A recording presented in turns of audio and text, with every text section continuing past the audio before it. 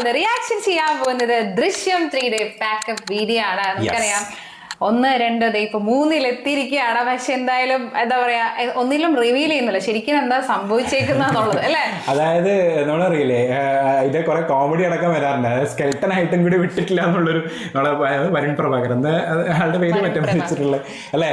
കാരണം ദൃശ്യം 1 ഗംഭീര ഹിറ്റായിരുന്നു. നമ്മൾ മലയാളത്തിൽ ആദ്യത്തെ 50 crore മൂവിയാണ്. പിന്നെ അതുപോലെ തന്നെ ആ സമയത്ത് അതൊരു ഭയങ്കര സെൻസേഷൻ തന്നെ പറയാം. കാരണം കുടുംബശ്രീയിലെ ചേച്ചിമാരാണെങ്കിലും അല്ലെങ്കിൽ എല്ലാവരും ഒരു 25, 30 ദിവസം 50 ദിവസം കഴിഞ്ഞിട്ടും തിയേറ്ററിൽ അത്രയും ഹൗസ്ഫുള്ളായിട്ട് ഓടുക, ഡിസ്കഷൻ നടക്കുക, മൗത്ത് പബ്ലിസിറ്റിയിലൂടെ. അത് മാത്രമല്ല, ഒരു വീടും അല്ലെങ്കിൽ ഒരു പോലീസ് സ്റ്റേഷൻ അല്ലെങ്കിൽ 1-2 പ്ലേസസ് വെച്ച് മാത്രം കുറച്ച് ക്യാരക്ടേഴ്സ്, അതും എന്താ പറയുക ലാലേട്ടൻ പോലെയുള്ള അത്രയും നമ്മൾ പറയില്ലേ അത്രയും ഗ്രേറ്റ് ആക്ടർ വെച്ചിട്ട് ഒരു ഓൺലി 1 or 2 ലൊക്കേഷൻ അത്രേ ഉള്ളൂ സംഭവം. അതായത് മാസ് കാണിക്കാനായിട്ട് ഭയങ്കര ഇങ്ങോട്ടും അങ്ങോട്ടും പോയി ഷോ ഇത് അതൊന്നും വേണ്ട. ഓരോ ഡയലോഗിലും മാസ് ഉണ്ട്. ഇല്ല, ആ പടത്തിന്റെ മാസ് ക്ലൈമാക്സ് ആണ്. ക്ലൈമാക്സിലാണ് നടന്നു വരുന്നതിൽ മാസ് വന്നു അല്ലേ. അല്ല, എല്ലാത്തിലും അതിപ്പോ ഓരോ ഏത് എന്താ പറയാ, ഇപ്പൊ ചില ഡയലോഗ്സിലടക്കം എന്താ പറയാ, നമുക്ക് ചിലപ്പോൾ ആള് പറയുന്ന ഡയലോഗ് ആയിരിക്കില്ല, വേറെ ആള് ഇയാളെ പറ്റിയിട്ട് പറയുന്ന ഒരു ഡയലോഗിൽ തന്നെ ഒരു മാസ് എലമെന്റ് അവിടെ കൊണ്ടുവരാനായിട്ട് നോക്കുക. അതാണ് ഈ ഒരു മൂവിയുടെ ഒരു ശരിക്കും. ഈ മൂവി സ്റ്റാർട്ട് ചെയ്യുന്ന സമയത്ത് ഒരുപക്ഷെ ഇതിന്റെ ഡയറക്ടറിനെ തോന്നിയിട്ടുണ്ടാവില്ല ഇത് ഇത്ര വലിയ ഹിറ്റ് ആവുന്നു, അല്ലെങ്കിൽ ഇതിന്റെ 3 ഭാഗം വരെ എടുക്കേണ്ട വരുന്നു. ഭാഗം മാത്രമല്ല, ഫസ്റ്റ് പാർട്ട് എല്ലാ ഡിജിറ്റൽ റൈറ്റ്സും എല്ലാ സ്ഥലത്തും പോയി, എല്ലാ ഭാഷയിലും റീമേക്ക് ഇറങ്ങി അല്ലേ. ഹിന്ദിയിലാണെങ്കിലും ഭയങ്കര ഹിറ്റാണ്, എൻ്റെ തമിഴിൽ ഇറങ്ങിയിട്ടുണ്ട്. അത് 2ാമത്തെ ഭാഗം വന്നപ്പോഴും അതേപോലെ തന്നെ.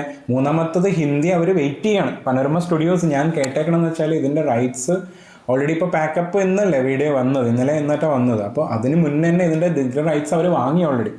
അവർക്ക് ഈ പടം ഇതിൻ്റെ കൂടെ തന്നെ ഇറക്കണം എന്നുള്ളത്. പക്ഷെ ആൾക്കാർ ഭയങ്കര പ്രശ്നമൊക്കെയാണ് ഇപ്പോൾ. കാരണം വെച്ചാൽ റിവീൽ ആവില്ലേ സംഭവങ്ങൾ സെയിം സ്റ്റോറി ആകുമ്പോൾ. കാരണം എന്താണെന്ന് വെച്ചാൽ നമ്മൾ ഏകദേശം ഇവിടെ ലാലേട്ടൻ ചെയ്തതുപോലെ തന്നെ അവിടെ അജയ് ദേവ്ഗൺ ആ റോള് നന്നായിട്ട് അതായത് എന്നാണ് പറയാം. കാരണം നമുക്കറിയാലോ അവിടെ വരുന്ന സമയത്ത് ഇവിടെ ലാലേട്ടൻ ചെയ്ത അതേ റിയലിസ്റ്റിക് ഫോമില് ചെയ്തിട്ടുണ്ടെന്നുണ്ടെങ്കിൽ ചിലപ്പോൾ ശരിയാവില്ല. അപ്പൊ അവരുടെ രീതിക്കൊത്ത് അവർ അത്യാവശ്യം നന്നായിട്ട് തന്നെ ചെയ്തിട്ടുണ്ട്. എനിക്ക് തോന്നുന്നു മലയാളം കഴിഞ്ഞിട്ടുണ്ടെങ്കിൽ എനിക്ക് തോന്നുന്നു ഹിന്ദി തന്നെയാണ് തോന്നുന്നത്.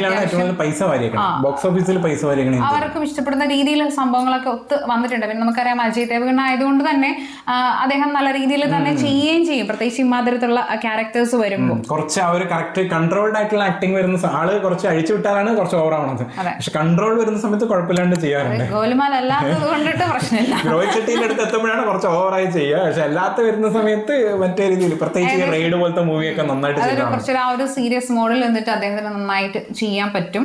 അപ്പോൾ ശരിക്കും എന്താ പറയാ, ഇവൻ ദോ ഇതിന്റെ ക്ലൈമാക്സ് ഇതിന്റെ എല്ലാം റിവീൽ ആയിട്ടും കൂടിയാണ് മറ്റു ലാംഗ്വേജ് വരെ വന്നിട്ട് ഇതിന്റെ റൈറ്റ്സ് മേടിച്ചിട്ട് അത് മൂവി ഉണ്ടാക്കുന്നത്. അപ്പം നമുക്ക് മനസ്സിലാക്കാം it's not about only that climax അല്ലെങ്കിൽ അതിന്റെ റിവീലിംഗ് തിങ്സ്. ഇതെന്ന് പറയുന്നത് ഏകദേശം അതിന്റെ ഒരു ജേർണി തന്നെയാണ്. അതായത് അത് മറ്റ് ആക്ടേഴ്സ് ചെയ്യുന്ന സമയത്ത് അവരുടെ ഓഡിയൻസിനും കൂടി ഇഷ്ടപ്പെടുകയാണ്. പക്ഷെ നമ്മളൊന്ന് ചിന്തിച്ചു നോക്കാൻ നമുക്ക് മനസ്സിലാവും, ദൃശ്യം എന്ന് പറയുന്ന മൂവിനകത്ത് ശരിക്കും എന്താ ഭയങ്കര ഒരു സിമ്പിൾ കോൺസെപ്റ്റ് ആണ് അല്ലെ. ഭയങ്കര സിമ്പിൾ ആയിട്ടുള്ള കോൺസെപ്റ്റിന്റെ ഒരു വാല്യൂ ആണ് എനിക്ക് തോന്നുന്ന ഹിറ്റ് ഫാക്ടർ. കാരണം അതിലൊരു ഡയലോഗ് മതി. അതായത് എനിക്കൊന്ന് ജിത്തു ജോസഫിന്റെ ഒരുപാട് ഇന്റർവ്യൂസ് ഞാൻ കണ്ടിട്ടുണ്ട്. അപ്പോൾ അതിൻ്റെ അകത്ത് അദ്ദേഹം പറയുന്നൊരു സാധനമാണ്. അതായത് അതിലൊരു ഡയലോഗ് ഉണ്ട്, എൻ്റെ കുടുംബത്തിലോട്ട് അത്രയും നന്നായിട്ട് ജീവിച്ചുകൊണ്ടിരിക്കുന്ന ഒരു കുടുംബത്തിലോട്ട് പെട്ടെന്ന് ഒരാൾ കയറി വന്ന് എല്ലാം നാശവശമാക്കുകയാണ്. അപ്പോൾ ആ സമയത്ത് ഞാൻ എൻ്റെ കുടുംബത്തിനെ രക്ഷിക്കാൻ വേണ്ടി ഒരു സംഭവം ചെയ്യേണ്ടി വന്നു. അതും അതിലൊരു പ്രത്യേകത എന്ന് പറയുക, അതിൽ ലാലേട്ടനല്ല ആ സംഭവം ചെയ്യുന്നത്. കൊല്ലുന്നത് ലാലേട്ടനല്ല, രക്ഷിക്കുന്നതാണ് ലാലേട്ടൻ. അതായത് ആ ഒരു കുടുംബത്തിനെയാണ് രക്ഷിക്കുന്നത്. ആൻഡ് അതിന് വേണ്ടിയിട്ട് സഹായിക്കുന്ന ഒരു ഏകദേശം 2ാമത്തെ ക്രൈം പാർട്ണറോ 3ാമത്തെ ആളായിട്ടാണ് ശരിക്കും ലാലേട്ടൻ വരേണ്ടത്. മെയിൻ ശരിക്കും മറ്റവർ 2 പേരാണ് അല്ല, അങ്ങനെയല്ല ശരിക്കും വരിക. അപ്പോൾ ആ ഒരു ഇതിനെ അങ്ങനെ കാണിച്ചിട്ട് പോലും അതിലാണ് ആ ഒരു ഹിറ്റ് ഫാക്ടർ ഉള്ളത്. കുടുംബം എന്നുള്ളൊരു വാല്യൂ സാധനം വരുന്നുണ്ട് അവിടെ അല്ലേ. ഏതറ്റം വരെയും പോകുന്നുള്ളൊരു ഡയലോഗൊക്കെ പറയുന്നത് അതിലാണ് ആ ഒരു മാസ് കയ്യടി വരുന്നത്. അതൊരു ക്രൈം ആയിട്ട് പോലും അല്ലേ, അങ്ങനെയല്ലേ വരുന്നത്. ഈവൻ 2ാമത്തെ ഭാഗം വന്നപ്പോഴും അത് എഗെയിൻ അതിനെ തന്നെയാണ് പിന്നെയും കാണിക്കുന്നത്. പക്ഷെ അതിൽ എങ്ങനെ ഒരു സസ്പെൻസും ട്വിസ്റ്റും കാര്യങ്ങളൊക്കെ വെച്ച് 2ാമത്തെ എനിക്ക് തോന്നുന്നു ആ ടൈമില് കോവിഡ് ഷൂട്ടിംഗ് ഒക്കെ ഉള്ള സമയത്തായിരുന്നു. അവര് അടച്ചിട്ടിട്ട് കുറെ അധികം റെസ്ട്രിക്ഷൻസ് ഒക്കെ ഉണ്ടായിരുന്നു ആ ഷൂട്ടിംഗ് സമയത്തൊക്കെ. ആൻഡ് ആ ടൈമിൽ തന്നെ ഇതിന്റെ 3 വരുമോന്നൊന്നും നമുക്ക് അറിയില്ല. കാരണം ഏകദേശം 2 കൊണ്ട് അങ്ങനെ സ്റ്റോപ്പ് ആകും എന്നുള്ളൊരു സംഭവമായിരുന്നു ഉണ്ടായിരുന്നത്. പക്ഷെ അങ്ങനെയല്ല, അത് 3 പെട്ടെന്ന് കംപ്ലീറ്റും ആയി. നമ്മള് ഒട്ടും പ്രതീക്ഷിക്കാതെ പെട്ടെന്ന് ഞാൻ പാക്കപ്പ് വീഡിയോ എത്ര വേഗം കഴിഞ്ഞു എന്നൊക്കെ. പക്ഷേ ജിത്തു ജോസഫായിട്ട് പറയാൻ പറ്റില്ല, അങ്ങനെയുണ്ട്. കാരണം അദ്ദേഹം പെട്ടെന്ന് സിനിമകൾ എടുക്കുന്ന ആളും കൂടിയാണ്.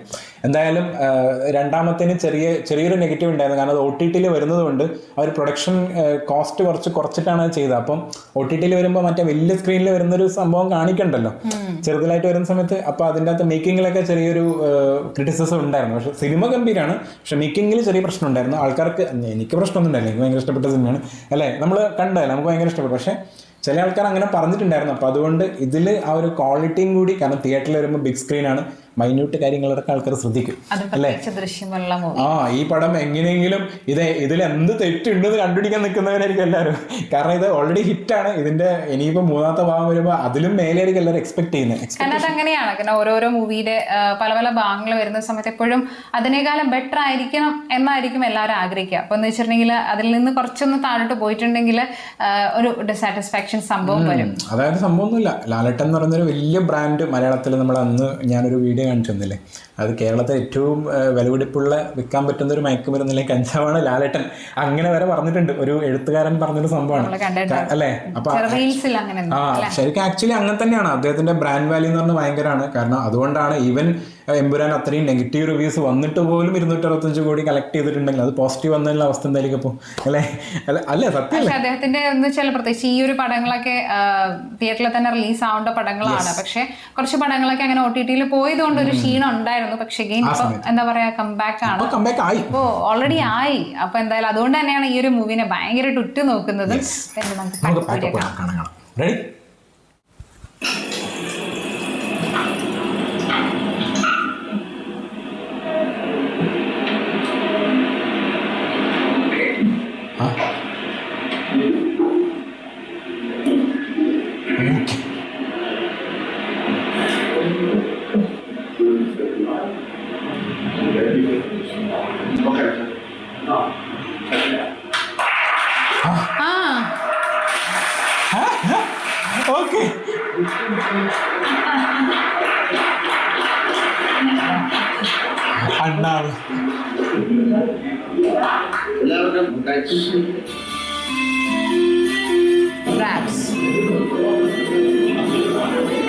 ആ എക്സ്പ്രഷൻ തന്നായിരുന്നല്ലോ അവിടെ.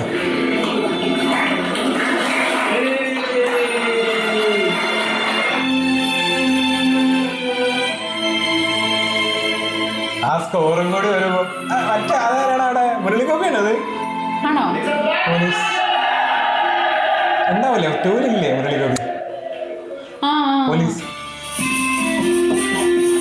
സ്നേഹത്തോടെ ജോർജ് കുട്ടി.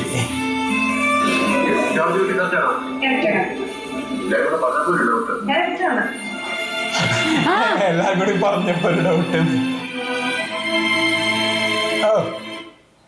ഓനെ വീഡിയോ ഒക്കെ ഏകദേശം എന്താ പറയാ, അതൊരു ആഘോഷമാക്കിക്കാണ് അവര്. അപ്പോൾ അവർക്ക് അതിനകത്ത് അത്രയും കോൺഫിഡൻസ് ഉണ്ട് എന്നാണ് അർത്ഥം. പിന്നെ എന്ന് വെച്ചാൽ നമുക്ക് അറിയില്ലേ, ഇത് എന്ന് പറയുന്നത് ഭയങ്കര ഒരു വലിയൊരു, നമ്മൾ പറയില്ലേ, ഭയങ്കര ഒരു സ്റ്റോറി അങ്ങോട്ട് വെയിറ്റിംഗ് അങ്ങനെ ഉള്ള സംഭവം അല്ല. അപ്പൊ ആൾക്ക് അതിന്റെ ഡയറക്ടറൊക്കെ എത്ര വേണമെന്നുണ്ടെങ്കിലും ട്വിസ്റ്റ് ചെയ്ത് എങ്ങോട്ട് വേണമെങ്കിലും കൊണ്ടുപോവാം. അതാണ്. അപ്പോൾ അതാണ് ഒരു സംഭവം. അപ്പോൾ ആ ഡയറക്ടറിന്റെ കയ്യിലാണ് ഇരിക്കുന്നത്. ഏത് രീതിയിൽ വേണമെങ്കിലും നമ്മളെ കാണിക്കാം. ഇതല്ല, അങ്ങനെ നടന്നിട്ടില്ല എന്ന് പറഞ്ഞാലും ചിലപ്പോൾ നമ്മൾ വിശ്വസിക്കേണ്ടതായിട്ട് വരും. ഇനി എന്താ പറയാമോന്ന് അറിയില്ല ത്രീയില്. കാരണം ആള് ഇന്റർവ്യൂലൊക്കെ എന്ന് പറയുന്നത് ഭയങ്കര കുഞ്ഞു പടമാണ്, ചെറിയ പടമാണ്. ഇതിൻ്റെ അകത്ത് അങ്ങനെ ഭയങ്കര പക്ഷേ ടൂല് വന്നപ്പോഴും ഇതേപോലത്തെ സംഭവങ്ങൾ പറഞ്ഞിട്ടുണ്ടായിരുന്നു. പക്ഷെ ടൂ വന്നപ്പോൾ അങ്ങനെ ആയിരുന്നില്ല. എന്തിലോട്ടൊക്കെ എത്തുമ്പോൾ ഭയങ്കര ഡിസ്റ്റന്റ് ആണ്. അപ്പൊ അതുകൊണ്ട് തന്നെ ഡെഫിനറ്റ്ലി എനിക്ക് തോന്നുന്നു ആള് അത്രത്തോളം കോൺഫിഡൻസ് ഉണ്ട്. അപ്പൊ അങ്ങനെയൊക്കെ വരുമ്പോഴാണ് പ്രത്യേകിച്ച് ഈ റാപ്പ് വീഡിയോസ് ഒക്കെ ഇറക്കാറ്. അതായത് അവർക്ക് തന്നെ ഒരു കോൺഫിഡൻസ് ഉണ്ടായിരിക്കും അവരുടെ പ്രോഡക്റ്റില്. അപ്പൊ എനിക്ക് തോന്നുന്നു എനിക്ക് ബാക്കി എനിക്ക് തോന്നുന്നു വലിയ ആക്ടേഴ്സിനൊന്നും അധികം കാണിച്ചിട്ടില്ല. മൈറ്റ് ബി ലൈക്ക് അതൊരു റിവീൽ അങ്ങനെ അധികം ആക്കണ്ട എന്ന് വിചാരിച്ചിട്ടായിരിക്കും. പക്ഷെ എന്നാലും അവരുടെ സന്തോഷത്തിൽ നമുക്കറിയാം മൂവി ഗംഭീരായിരിക്കും എന്നുള്ളത്. ഏറ്റവും എൻ്റെ ആ ഒരു സ്കോർ വരുമ്പോൾ തന്നെ ആ ഒരു ദൃശ്യത്തിന്റെ ഒരു എഫക്ട്, കാരണം ആ ഒരു സ്കോർ ഭയങ്കര ഹിറ്റാണ് അത്. കാരണം എനിക്ക് തോന്നുന്നു അതിന്റെ ഒരു ചെറിയൊരു വേരിയേഷൻ സ്കോറാണ് നമ്മളെ രസതന്ത്രത്തിലുള്ളത് ചെറുതായിട്ട്. രസതന്ത്രത്തില് ഇൻട്രോയില് അവിടെ നോക്കുന്ന സമയത്ത് നമ്മൾ കണ്ടിട്ടുണ്ടായിരുന്നു. ഏകദേശം ഒരു ആ ഒരു നാടൻ വരുന്നോണ്ടായിരിക്കാം, അല്ലെ, നാടൻ വൈബ് വരുന്നോണ്ടായിരിക്കാം ആ ഒരു സ്കോർ ഭയങ്കരമായിട്ട് അവിടെ യോജിച്ച് പോകുന്നത്. എന്തായാലും നിങ്ങളുടെ ഒപ്പീനിയൻ പറയാം വീഡിയോനെ പറ്റിയിട്ട്. ആൻഡ് നിങ്ങൾ എത്രത്തോളം എക്സ്പെക്ട് ചെയ്യുന്നുള്ളത് കമന്റ് ബോക്സിൽ പറയാം. അടുത്ത വീഡിയോയിൽ കാണാം.